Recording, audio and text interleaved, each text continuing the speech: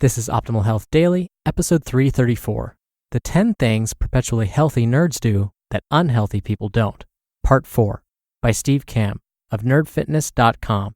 And I'm Dr. Neil Malik, reading you some of the most popular health and fitness blogs out there, with permission from the authors. Now today is part 4 of 5. I'm reading a nice long post from Nerd Fitness, so if you're skipping around, I'd recommend starting at the beginning. That's episode 331. But if you're caught up, I'm going to keep this brief. Let's jump into part 4 as we optimize your life. The 10 Things Perpetually Healthy Nerds Do That Unhealthy People Don't. Part 4, by Steve Kamb of nerdfitness.com. PHNs invest in themselves in some way with the right things prioritized. It's usually by adjusting their finances to prioritize their health. They might have a free gym in their apartment complex or basement, but they pay money to join a gym near work with fitness classes because they hate working out alone. And if they know people are counting on them to show up, they'll actually go. Or they might prepay for 20 trainer sessions because they know if they've already paid for it, scheduled the workouts, they'll actually go. They might pay $20 to $30 just to go to a gym for 1 hour when they're on vacation. Expensive? Not when you compare it to the weeks spent after the vacation trying to get back on track. Maybe they'll skip movies or cancel their cable to instead prioritize a meal service or buy more cookbooks so they never get bored with cooking new healthy meals. In each instance, PHNs have done the math.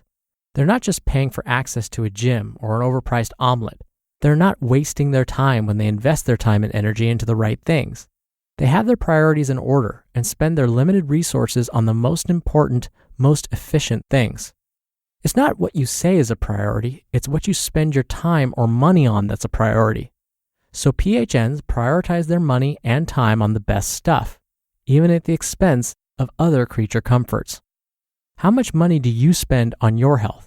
How much time and effort do you devote to creating your workouts or fine-tuning your nutrition?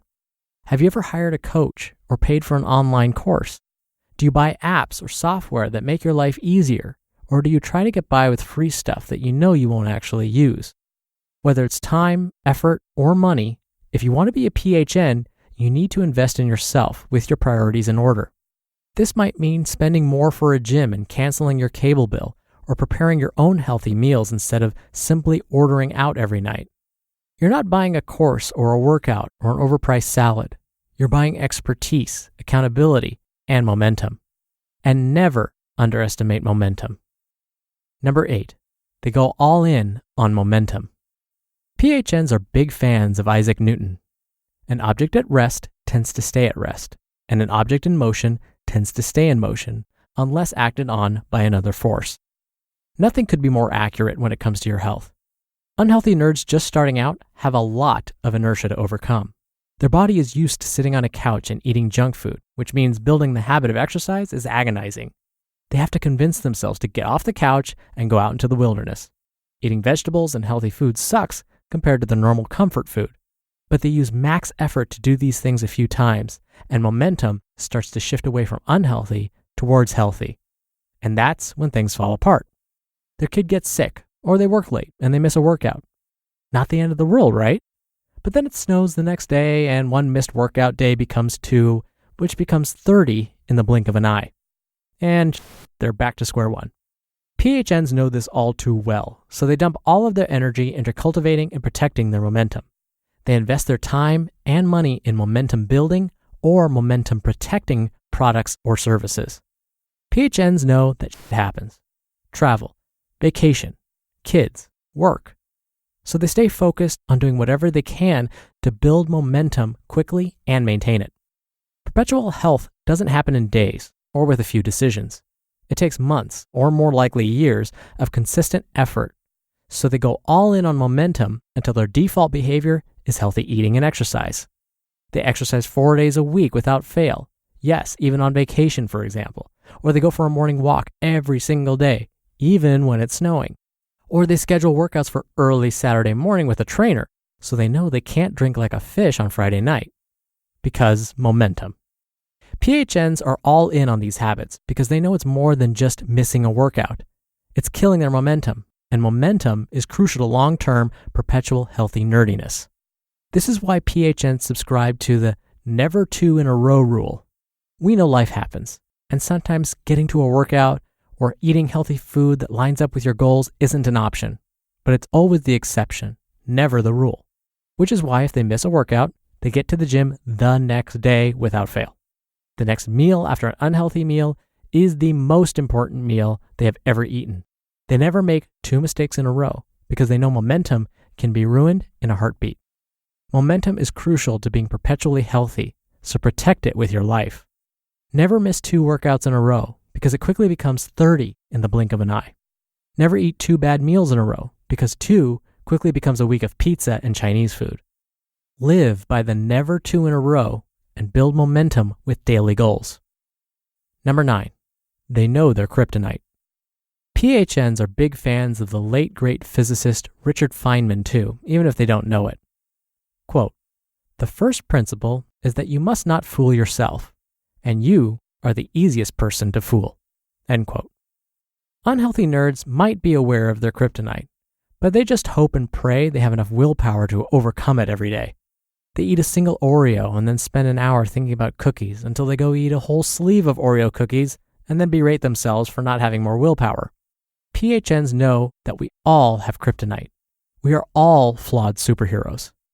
Unhealthy nerds try to fix their flaws through sheer willpower and then shame or guilt themselves when they can't stop their behavior. PHNs recognize their kryptonite and have a plan that doesn't require willpower to overcome it. If a PHN knows they have a sweet tooth, they don't keep cookies and candy at home. They add more steps between them and the bad habits they are trying to break.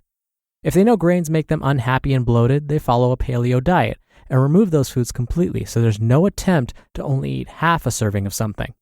If they know they struggle with portion control, then maybe they try skipping a meal with intermittent fasting. They also always ask the questions that get to the heart of their kryptonite with regards to weight gain. Maybe they eat when they're bored. Maybe they eat when they're upset. Maybe they eat when they're nervous or when they're watching TV. They know these things about themselves, and they know unhealthy food has been designed to be addictive. So they plan for it. Hear how on tomorrow's episode. You just listened to part 4 of the post titled, "The 10 Things Perpetually Healthy Nerds Do That Unhealthy People Don't," by Steve Kamb of nerdfitness.com. One of the first things I do when I work with a new patient is I have them track their behavior. I'll have them write down, if their goal is to lose weight, for example, when they ate, what they ate, how much, how they were feeling before and after, what did they do while they were eating. They often don't understand why I'm doing this. They think I'm punishing them. But I explain that in order for us to understand where we need to go, we first need to know, where are you right now? What are you doing now that we may be able to change? So when Steve mentioned that PHNs know their habits, they know their kryptonite, that's what this whole first step is about. By writing down what they eat, when, how much, how they felt, and what they were doing when they were eating, we can look for their kryptonite. We'll be able to easily find out, oh, I tend to eat when I'm bored, or as soon as I walk through the door, I head to the fridge, but I wasn't really hungry. Yes, the mere act of having someone track their behavior is going to ultimately change their behavior because they know I'm going to look at what they're writing down. And so they're going to want to be on their best behavior, right? That's okay. Because you know what? It worked. It started their momentum. And most find it to be a really eye-opening experience. So the only way to know your kryptonite is to observe yourself. Observe your behaviors. If you went overboard with the ice cream, or in my case, pizza, stop and say, hey, what happened? Why did that happen? And what can I do differently next time? That's how you're going to find your kryptonite. Before I go, really quickly, if you want to show some support for our podcast, there are many ways to help out, both free and otherwise. Just come by oldpodcast.com/help to check it out. All right, that'll do it for today, but I'll be back tomorrow to finally finish up this post. I hope you're learning a lot. I'm loving what Steve is saying. So definitely stay tuned for that, where your optimal life awaits. Hello, Life Optimizer. This is Justin Malik, creator and producer of this show and Optimal Living Daily, the brother podcast of this one. Literally, I'm Dr. Neil's brother. If you like the format of this show, you'll love Optimal Living Daily too, where I also read to you from blogs, but cover other topics like personal development, finance, and minimalism from bloggers like Derek Sivers, The Minimalists, Zen Habits, and many more. So for more amazing content read to you for free, come subscribe to Optimal Living Daily too, and together we'll optimize your life. You've been listening to Optimal Health Daily. Be sure to hit the subscribe button to stay up to date on each new episode, and head to oldpodcast.com. That's oldpodcast.com for a free gift, as well as more actionable tips and resources to help you maximize your potential.